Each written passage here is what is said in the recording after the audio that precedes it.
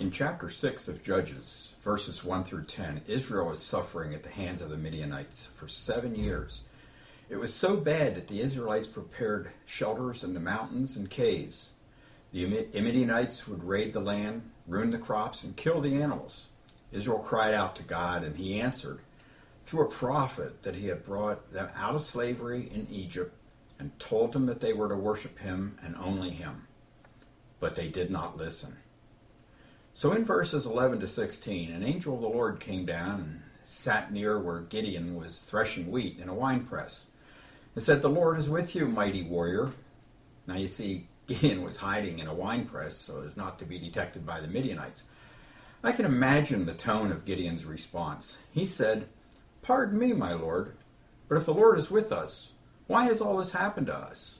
Where are all those wonders that our ancestors told us about?" The Lord turned to him and said, "Go in the strength you have and save Israel out of the Midian's hand. Am I not sending you?" Gideon replies again politely, "Pardon me, my Lord, but how can I save Israel? My clan is the weakest in Manasseh, and I am the least in my family." Then the Lord answered, "I will be with you." Where have we heard that before? The rest of the story of Gideon I'll save for another time. Now let's take a look at Moses. He was born to a Hebrew mother and father, but raised by an Egyptian princess.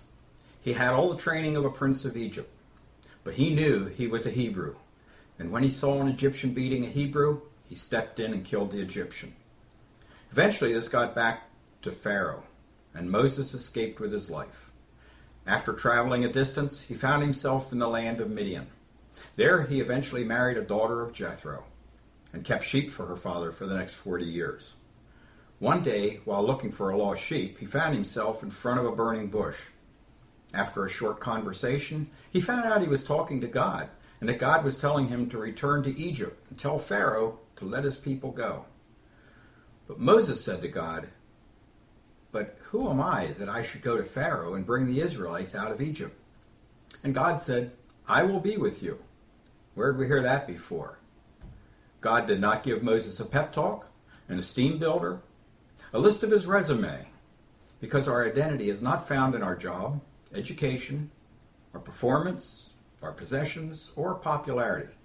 These will fade or fail. Moses followed with more excuses. What if they don't believe me? Well, God answered that. So Moses said, "I have never been eloquent, neither in the past, nor since you have spoken to your servant. I am slow of speech."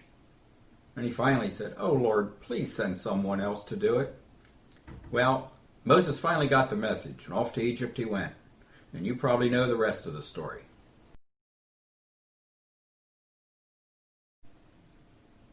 Now let's take a look at a woman named Ruth. Her story is told in the book of Ruth, which has 4 chapters and is the 8th book in the Old Testament. The story begins with a famine in the land. So a man named Elimelech and his wife Naomi traveled to a land called Moab. Their 2 sons married Moabite women, one named Orpah and the other named Ruth. The father, Elimelech, and the 2 sons eventually died, leaving Naomi with 2 daughters-in-law. Now the famine had ended back home, so Naomi decided to go back home. She told her 2 daughters-in-law to stay in Moab and find husbands, but Ruth refused and traveled with Naomi back to her homeland of Bethlehem. In these days, widows had little help to survive. Ruth began gleaning the fields of a man named Boaz. Boaz noticed her and asked who she was. Ruth finds favor in his sight. Naomi found out that Boaz was related to Naomi by her husband, which made Ruth a distant relative, and by law, Boaz could be a kinsman redeemer. This means that the relative who restores or preserves the full community rights of disadvantaged family members. He could buy Naomi's land and therefore acquire the dead man's widow in order to maintain the name and property. Boaz eventually marries Ruth, and they have a son who they named Obed. Obed then had a son and named him Jesse. Jesse had a son and named him David. Ruth's dedication to her mother-in-law gave her a very distinct part in the story of the Old Testament. Now that you have heard the stories of 3 people in the Old Testament, and that God used ordinary people, what are you most afraid of that God might ask of you? Change is not only a part of life, change is a necessary part of God's strategy. To use us to change the world, he alters our assignments. Gideon, from farmer to general. Mary, from peasant to girl mother of Christ. Paul, from local rabbi to world evangelist.